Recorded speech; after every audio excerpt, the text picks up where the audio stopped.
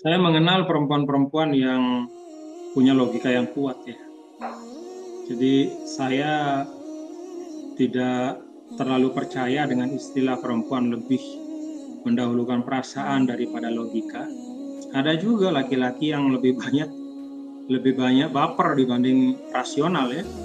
Adapun masalah ada misalnya masyarakat di suatu tempat tidak menerima perempuan atau kurang kurang menerima kaum wanita, yaitu faktor yang lain. Itu bisa faktor budaya, bisa faktor adat, bisa faktor misalnya pemahaman keagamaan, bukan agama ya, tapi pemahaman keagamaan dan seterusnya.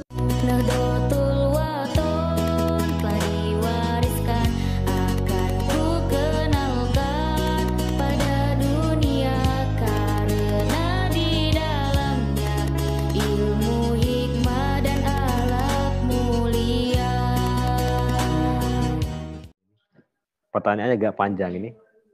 Ketika seorang perempuan menjadi pemimpin, seringkali bahwa dianggap perempuan mengambil keputusan lebih mendahulukan perasaan yang pada dasarnya dilibatkan dalam mengambil keputusan tersebut.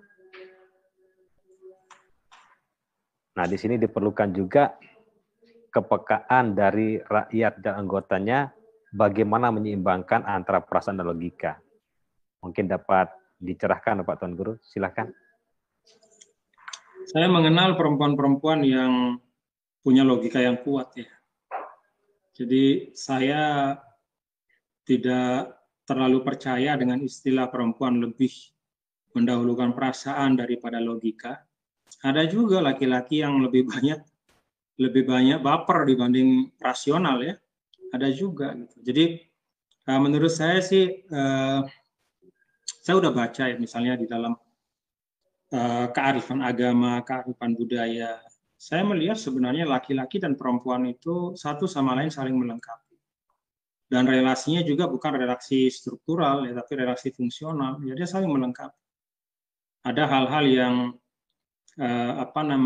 yang di situ memang wanita bisa melakukan hal-hal yang tidak bisa dilakukan oleh kaum laki-laki dan seterusnya. Tapi intinya adalah bahwa antara laki-laki dan perempuan itu saling melengkapi. Gender menurut saya dalam arti perbedaan kelamin ya, itu bukan esensial, bukan esensial.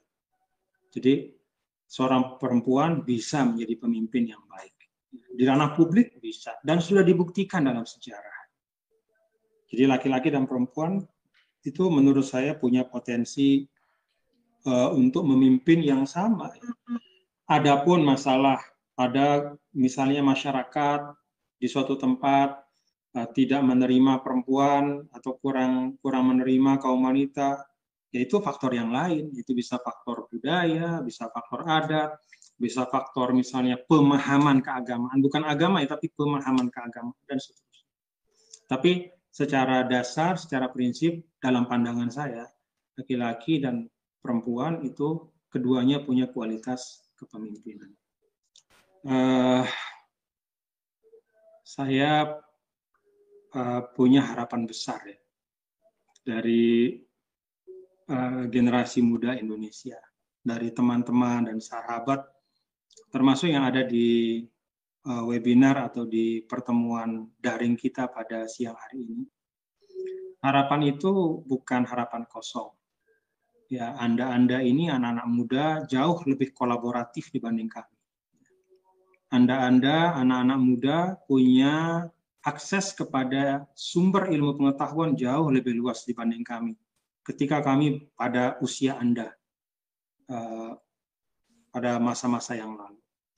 Kemudian Anda juga diberi fasilitas oleh zaman. Ya, dunia ini memberikan fasilitas kepada Anda untuk bisa mencerna ya, perubahan dan dinamika yang luar biasa. Ini semua sumber pembelajaran. Karena itu saya berharap betul ya, bahwa semua ini bisa dimanfaatkan dengan baik. Saya sering menyampaikan, keraslah kalian di waktu muda kalian ya, supaya dunia itu lunak pada kalian ketika kalian dewasa kelak.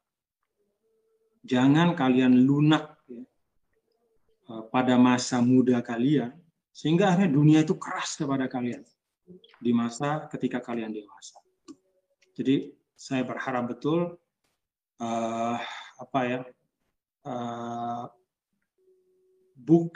buka semua potensi adik-adik generasi baru Indonesia di dalam hal-hal yang baik, bangun kolaborasi. Daerah kita ini butuh kebersamaan. Nggak ada satu kelompok bisa menyelesaikan masalah sendirian. Nggak ada satu elemen sebesar apapun, sehebat apapun. Semua butuh kolaborasi dan saling melengkapi. Dan terakhir saya pesan, yuk generasi baru Indonesia, kita bersihkan ruang publik kita dari ujaran kebencian, dari hal-hal yang negatif, hal-hal yang membawa kepada pesimisme kita. Pastikan apa yang kita hadirkan ke ruang publik itu tidak hanya benar, tapi juga bermanfaat. Ada hal-hal yang mungkin benar,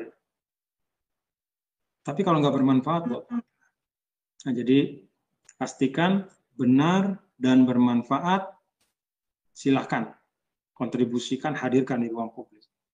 Tapi ketika kita tidak yakin tentang kebenarannya, ataupun kita tahu di situ ada setengah kebenaran atau 3/4 kebenaran, tapi bahkan pun mungkin ada kebenaran, tetapi tidak ada manfaatnya, jangan kita hadirkan. Jadi ruang publik kita sudah penuh dengan ujaran-ujaran yang tidak ada manfaatnya. Yuk kita bersihkan bersama-sama. Saya pikir ini yang dapat saya sampaikan. Terima kasih kepada teman-teman generasi baru Indonesia, pada Pak Taufik dan kepada teman-teman di Bank Indonesia ya. Terima kasih. Saya mendukung, saya mendoakan, saya mensupport semua hal-hal baik yang dilakukan oleh anak-anak muda kita, generasi milenial kita. Karena apa? Karena saya meyakini dari hati saya, bahwa masa depan NTB, masa depan Indonesia, yaitu di tangan adik-adik, anak-anak muda kita sekarang. Sukses semuanya ya. Assalamualaikum warahmatullahi wabarakatuh.